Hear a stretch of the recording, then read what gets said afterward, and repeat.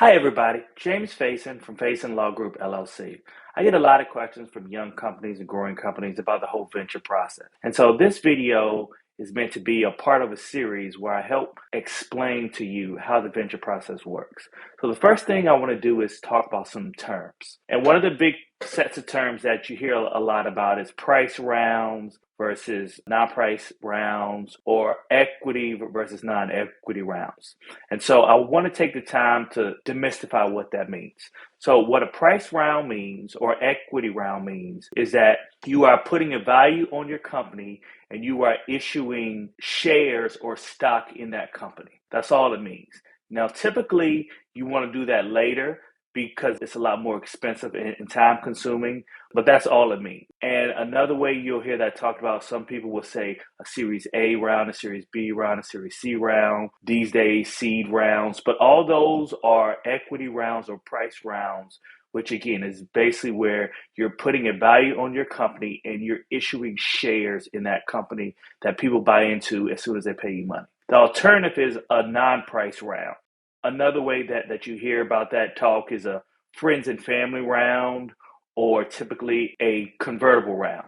And so what that is, you're not placing a value on your company today, and you're not issuing shares in your company today. What you're doing is you're issuing some sort of convertible security that in the future will convert into shares in your company.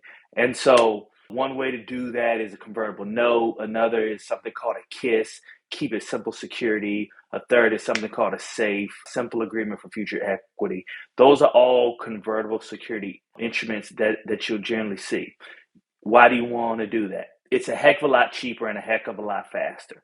If you're doing one of these non-equity rounds or non-price rounds, your legal fees will be somewhere typically between $2,000 and $8,000, depending on the hourly rate of the attorney and some of the extra stuff that you want.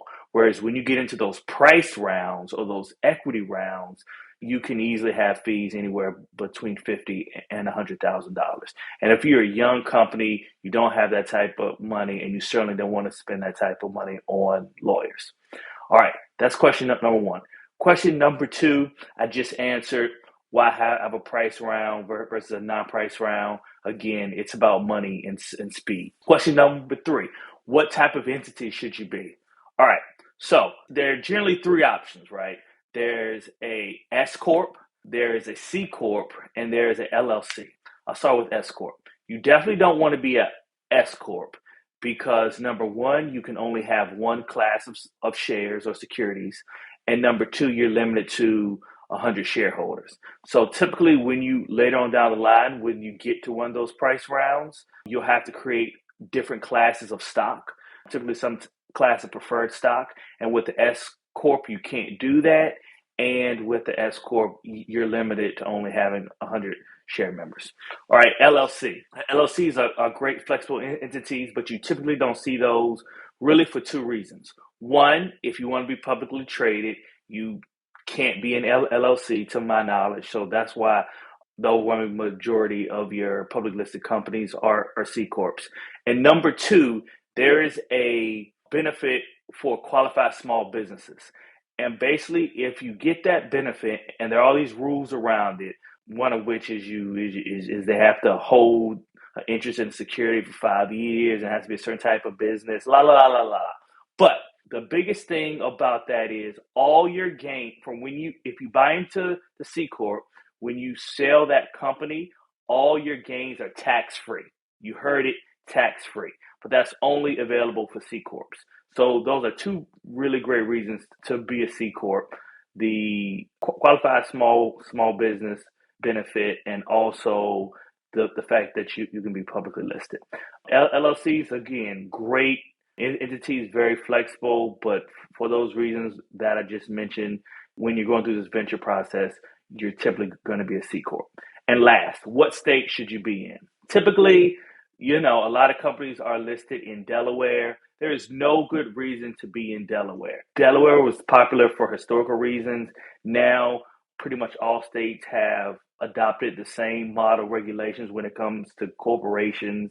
So pretty much all the laws are the same. So it really shouldn't matter where your corporation where your company is incorporated.